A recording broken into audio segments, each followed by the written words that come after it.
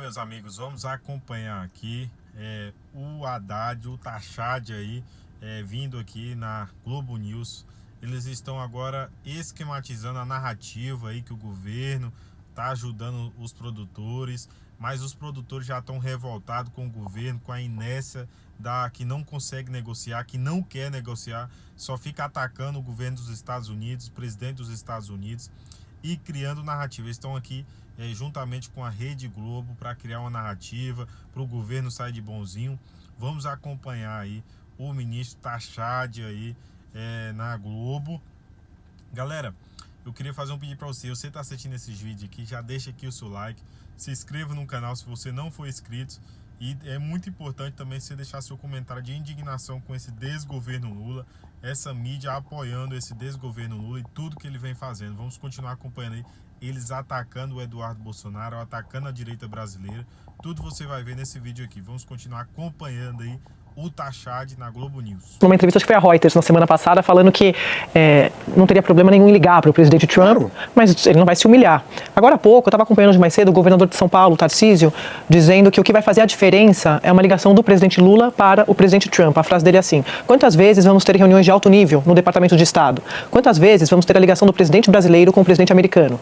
É isso que vai fazer a diferença para que a gente mostre e traga os argumentos. Queria que o senhor comentasse e perguntasse: está fora de cogitação, mesmo assim, diante do que o senhor trouxe agora, de que essa reunião está cancelada com o Bessent, qualquer outro movimento de interlocução com o governo americano, por exemplo, uma ligação? Eu penso que a afirmação do governador é no mínimo, um pouco ingênua. Né? Talvez uma pessoa que não tenha ainda o traquejo das relações internacionais. Não funciona assim. Eu não estou querendo ofender ninguém com isso. Não funciona assim. Quando dois chefes de Estado se falam, existe preparação prévia para que a reunião, o telefonema, o que quer que seja, resulte na melhor condição de negociação para os dois países.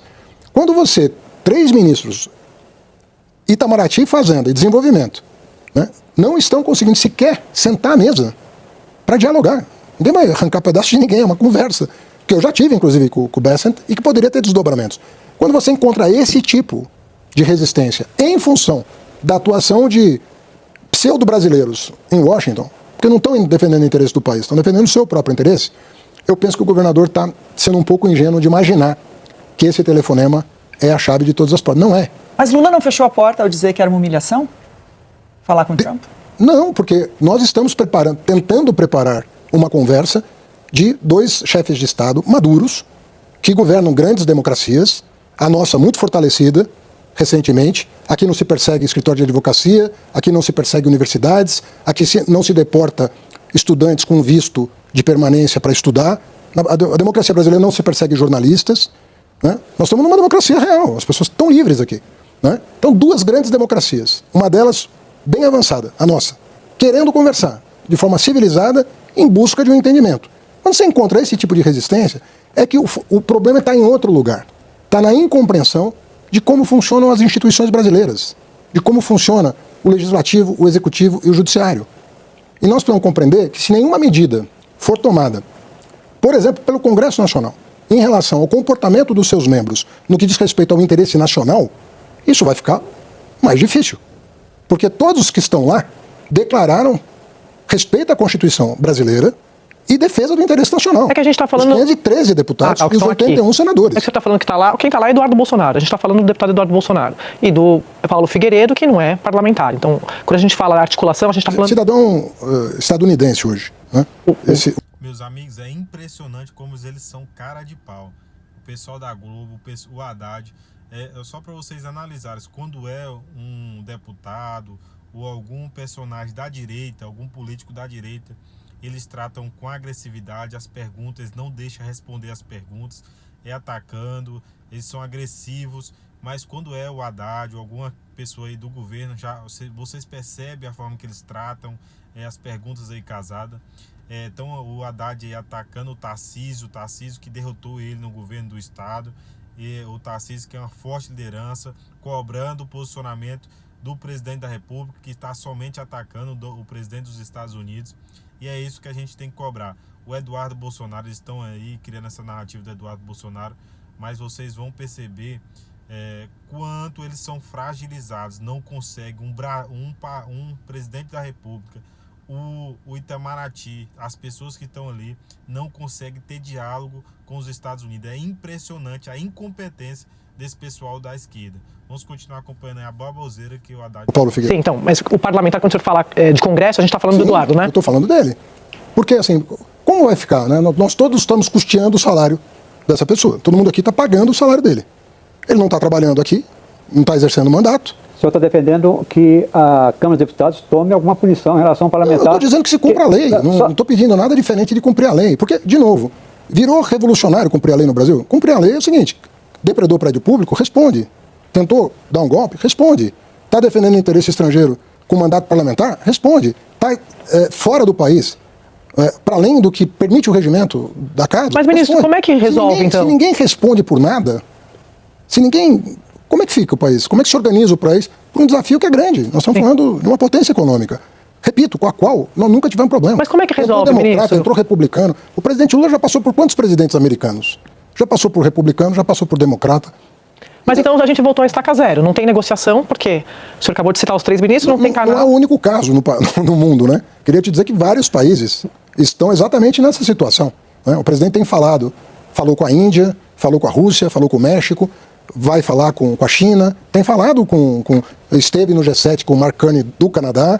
Quer dizer, esse assunto é um assunto internacional. Então, todos os chefes de Estado, cada um com o seu problema, mas todos estão conversando sobre esse tema. Não, mas estou falando como é que resolve o Brasil com o Trump. O Trump, como ele resolve com as outras nações, minha maior preocupação como nós, brasileiros, vamos resolver... Minha maior preocupação agora é iniciar um programa de apoio, de proteção à economia brasileira. Nós temos que proteger a economia brasileira. Outra coisa é o seguinte: nós temos que redirecionar as nossas atenções a outros mercados que nós vamos ter que explorar com mais ênfase.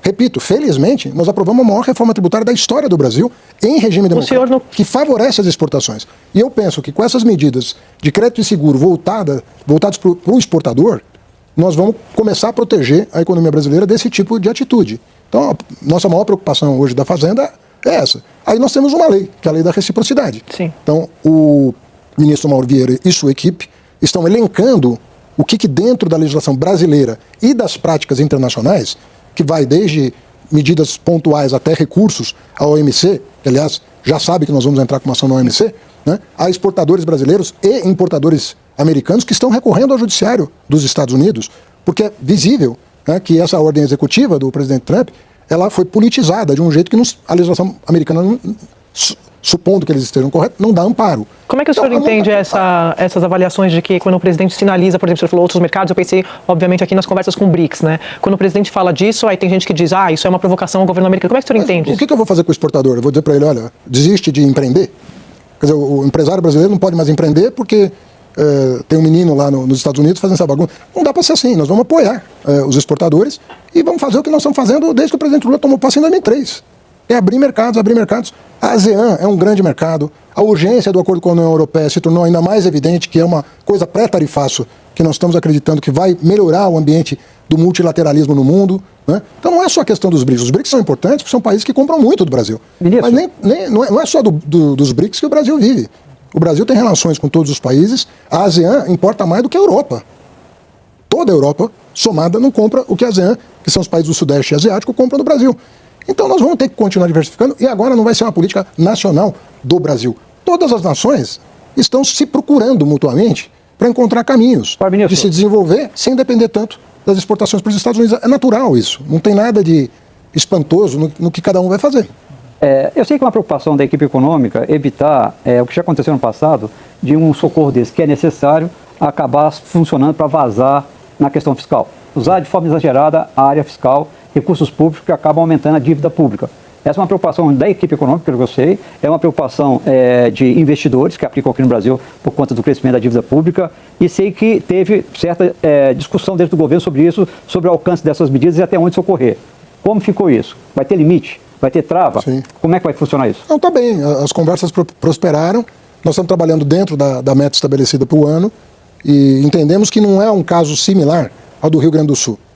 O caso do Rio Grande do Sul foi uma tragédia enorme, né, que se abateu sobre um estado e, evidentemente, se não fosse o governo federal, nós não tínhamos a saída que nós tivemos para o estado. O estado cresceu mais do que o Brasil ano passado, porque, de fato, exigia a injeção de recursos exigiu primário, nós não poupamos recursos primários e não poupamos crédito para o Rio Grande do Sul. Mas ali era uma situação muito particular. Eu defendo todas as medidas que foram tomadas, penso que não houve exagero da nossa parte, penso que nós atendemos o Estado com dignidade. O presidente Lula determinou que não se medissem esforços para nós conseguirmos o resultado que acabamos obtendo. Se você se lembrar, Valdo, as perspectivas dos analistas era de que os investimentos necessários para recuperar o Estado seriam de 400 bilhões de reais e que levaria de 5 a 10 anos para recuperar o Estado. Nós desmentimos todo esse pessimismo com ação, e com ação cirúrgica sobre setores, sobre regiões do Estado, de maneira que hoje, não vou dizer que todo o problema terminou, porque isso é necessário para enfrentar o MIDIC, analisar a empresa, né? Então nós vamos dar a parceria. Ministro, o senhor vem aqui, tem um monte de gente querendo perguntar. O Merval Pereira lá no Rio tem pergunta para o senhor, tá, Merval? Boa tarde, ministro. A inflação, ministro, pode até ter uma consequência positiva com os produtos que não vão poder ser exportados e podem ser oferecidos aqui no mercado. Mas a ata do Copom, a última ata do Copom, indica que eles estão preocupados também com eventuais efeitos internos do tarifaço. O senhor acha que existe algum problema da inflação em consequência do tarifaço? Não acredito, Merval. Inclusive, a pesquisa Focus, desde que o tarifaço, né, foi anunciado, mostra que também o mercado, que não costuma ser muito leniente com esse tema, vem reduzindo as projeções de inflação para esse ano. Então, eu quero crer que nesse quesito nós estamos sintonizados. Eu penso que o que tem acontecido no Brasil pode ter efeitos deflacionários, não inflacionários. O compromisso do governo com as metas desse ano e do próximo ano. Né? Já acompanhamos aí o Haddad aí, tentando de todas as formas tirar a culpa do governo, porque o governo, o que tem que ficar muito claro é que esse governo ele não quer negociar, ele não quer ir atrás, ele não quer conseguir um bom acordo para o Brasil, ele não quer ter diálogo com a maior nação do mundo, com a maior potência do mundo, porque tem um presidente que ideologicamente ele coloca tudo à frente do povo brasileiro. E também eles querem agora o presidente do Brasil, o Lula, ele quer implantar o que ele sempre quis no Brasil e agora ele tem um apoio, o Lula ele tem um apoio da Rede Globo, essa mesmo aí que o Haddad estava aí, com essa conversinha fiada, com esse jogo de cartas marcadas que a Globo fez agora com o Haddad aí, as perguntinhas só para ele, rolando a bola para ele chutar. Isso que acabou de acontecer aqui, que vocês viram. E o governo, ele está agora, de todas as formas, o Lula ele sabe que é a última chance que ele tem para implantar o regime que ele quer implantar no Brasil. Tem um apoio da Rede Globo, ele tem total apoio da Rede Globo, tem total apoio agora de grande parte do STF, a maioria dos ministros do STF são cúmplices de tudo que o Lula está querendo fazer. E aí juntou o STF, governo Lula e a mídia da Globo, tudo contra o Brasil, perseguindo seus adversários de todas as formas, prendendo os principais adversários políticos que eles querem prender. E agora como ele está fazendo? Ele quer de todas as formas diminuir a popularidade do Tarcísio. Ficaram aí atacando o Tarcísio, ficaram aí atacando o Eduardo Bolsonaro, que teve a coragem de mostrar para o mundo quem é o ministro Alexandre de Moraes, quem é o consórcio aqui do Brasil comandado por Lula.